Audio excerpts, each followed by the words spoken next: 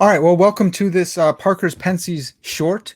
We're going to. I have with me the assistant professor of philosophy at Stanford University, Taylor Cyr. Taylor Cyr did a PhD in free will, and because of that, he is also interested in philosophy of death, immortality, personal identity, and time, especially questions about the possibility of time travel. So, real quick, we're just going to go over some of the time travel themes, motifs in the movie Tenet. Quick little kind of review of that, and just talk about time travel in movies. So, Taylor, thanks for coming on and talking with me. Yeah, thanks for having me. So, can you help us categorize the time travel in the movie Tenet? Oh, spoilers for everyone. Like, sorry, obviously, yes, we're about to spoil it for you. Yeah, and I feel bad about that because it's open in theaters now, but not everywhere I know. can you go to the movies yet. That's right. Sorry about that. I fortunately live in Alabama and can go see it. Yeah, so one big difference between the time travel in Tenet and then lots of other classic time travel stories like Back to the Future and even more recently like the time travel in Avengers Endgame. In those classic time travel stories, people can sort of set their destination and jump around in time. It's a clear case of time travel. In Tenet, Christopher Nolan, the writer, director of the movie, he's working with this idea of inverted entropy, where an object's entropy can be inverted. And so they start going backwards in time at the same rate that the rest of us go forward in time. And it's not just people, it's also objects. So we start the movie figuring out that there are these bullets that are going backwards in time. And this allows for very strange effects in the movie. There's even a scene where one character has experienced the scene going forward in time, and then later it turns out that he's also been in that very same scene but going backwards in time. He's had a little brawl with himself, and it's a very fun scene to watch. Yeah. So entropy, I had to look up because it's one of these concepts that we use all the time, and I just kind of pretend that I know, but I kind of have a loose, vague definition or understanding of it. So I looked it up. It's thermodynamic quantity, which represents a system's thermal energy as it changes over time. And so it has to do with energy, and as it's changing, I think usually losing, but maybe sometimes gaining. And it's usually in the forward direction. But so this movie says we're just flipping that back. And so just imagine sci-fi. So imagine in the future, you can have some machine that flips the entropy backwards. Theoretically, then, if the entropy is going backwards, then the time for that would be going backwards. So moving back in time, but not really. It's entropy is going backwards. Does that sound right? That sounds right. So they first discover this because bullets start coming back. So I don't know if I understand. Like somebody brought the bullets through the machine, which is like a revolving door. It's kind of cool. And we were talking earlier. I like the simplicity of it because they don't really totally explain it. Just sci-fi. Just deal with it. So someone brought those bullets back, and then how did their entropy keep going backwards if they're not moving? I was confused by that.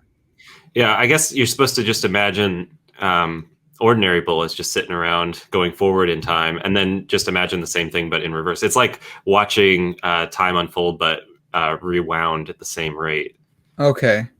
And so all of the time of normal people, they're experiencing it moving forward, but there's stuff coming back.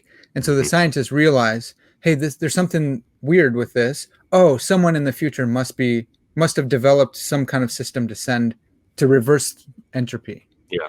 Okay. It's kind of a simple concept in a way. And, early in the movie, they walk you through the basic idea of an object's being inverted. But it's so it's contrary to everything we presuppose about the way the world works. It's the whole movie. It's like, wait a second, how is this happening? So I think a lot of critics have just kind of written off this movie as one of Nolan's inferior movies, not as good as, Memento is my favorite Nolan movie. This one's maybe not quite as good, but I guess I didn't, because I like time travel so much. I got my head around the concept right away in the movie, and then it was just like trying to figure out what was going on the rest of the movie and how more large scale objects and people could be inverted.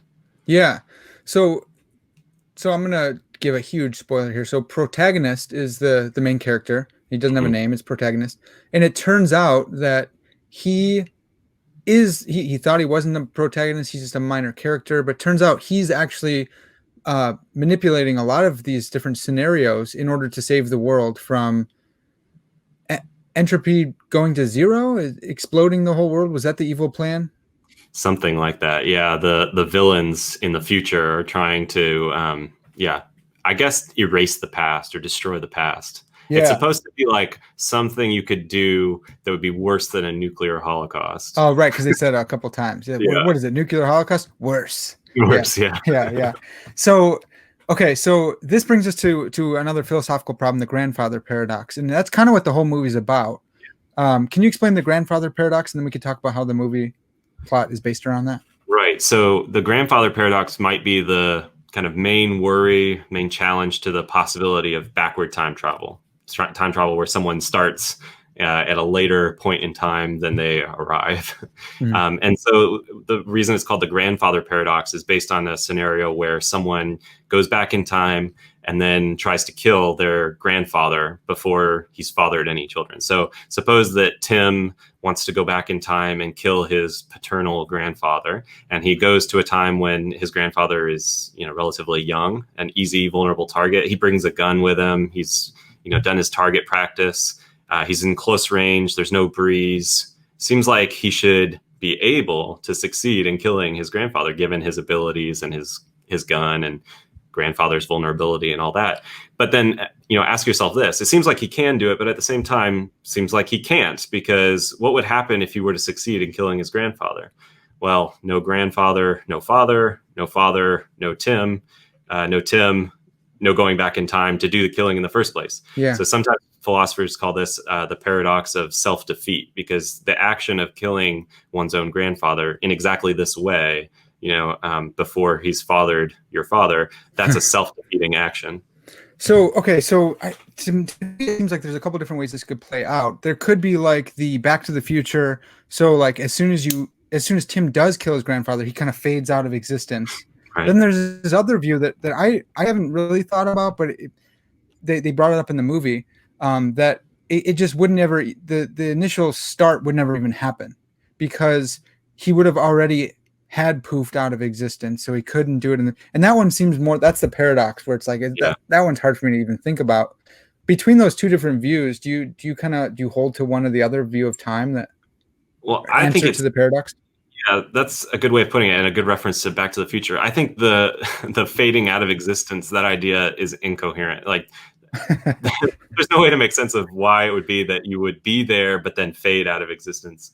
Also, I Mm, mean, the paradox really arises because we think of time as linear. So mhm. for each time, there's only one of that time. It's not like you can go to a point in time and that time will happen a second time. Like, you can experience the same time Yeah. twice if you've gone back in time, but you'll have been there twice over all along, so to speak, if it's a single timeline, if we're thinking of time as linear.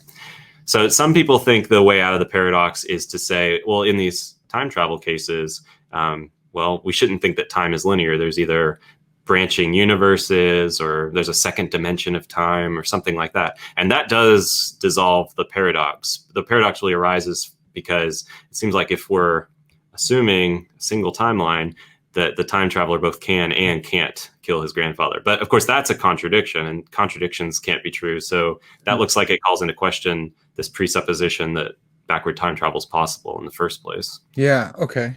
Well, So so I tend to think, yeah, you can't get out of it by talking about fading out of photographs. Maybe maybe time travel would involve a second dimension of time, or hyper time, as sometimes people call it. That's one way out. I guess I think even if we suppose time is linear, we can dissolve the paradox by denying that the person can perform the self-defeating action. So I'm okay with saying Tim, when he goes back to kill grandfather, looks for all the world to us like he can kill grandfather, but actually he can't. He's not free to do that. yeah, I that one's weird to me, because then what is stopping him? Is it Yes. like fate? Is it God? Like, is there a mechanism that we can say he can't do it? Like, or is it if it's like a fatalist kind of thing, it's like, well, no, like fate wouldn't allow it, and just the reality wouldn't let it happen. So someone would come and knock the gun out, or the gun would jam or something. He slip on a banana peel. Yeah, yeah, yeah. Right. So initially, the branching universe kind of stuff, it reminds me of the Avengers, where so the Avengers say that Back to the Future is BS because of what you said, fading out of existence. But the Hulk kind of dismisses all of it, and he goes, "No, because if you traveled back in time, that would still be your future, and so it still would be there." And so that is a little bit different than when I forgot the lady's name, the bald lady who says that there's a branching universe. Right, yeah. And that's kind of a different answer that she gives than he does. So you think that perhaps if time travel is possible, it would just be like you could go back and maybe you could kill like your grandpa's brother, but not your grandpa? Right. Okay. And if you did, I would have said that, at the time of your getting in the time machine, the future time, it would have already been the case that you had killed your grandfather's brother in the past, because as they say in Tenet several times, whatever happened happened. Yeah. Yeah, they do that a lot. So you would have never known your great uncle then. Right. Okay. Yeah. So that's interesting too, because that's a different view. I think that's probably a different view than like Avengers, where and actually in Tenet. So let's go back to Tenet. The main overarching kind of theme in Tenet is that people from the future, their oceans dried up, there's no more food, stuff like that. Life seems to be like miserable or whatever, and maybe they hint at that, but they have used this this inversion technology to try and cut off the past, to try and go and kill all of their grandfathers. Right. And so then maybe there would still be resources in the future then if all these old people weren't using them, and all the things that happened poorly to put them in this terrible spot would go away. And so that's kind of like the Hulk explaining it's their future. They're still able to have the future by sending stuff back. They want to cut it off, and they want to climb up the ladder and kick the ladder away and still just be hanging in midair. And then one of the characters says, "Well, is that true? Like, is that the answer to the paradox?" And he goes, "I don't know, but it doesn't matter because they think it." Right. So one way or the other, either all of the past is destroyed with all these billions of people, or everyone's destroyed. But these people in the future are so desperate that they don't even care. Right. Okay. Yeah. So what I would say is these characters in the future are confused about what they're trying to accomplish. They can't succeed in cutting off the past.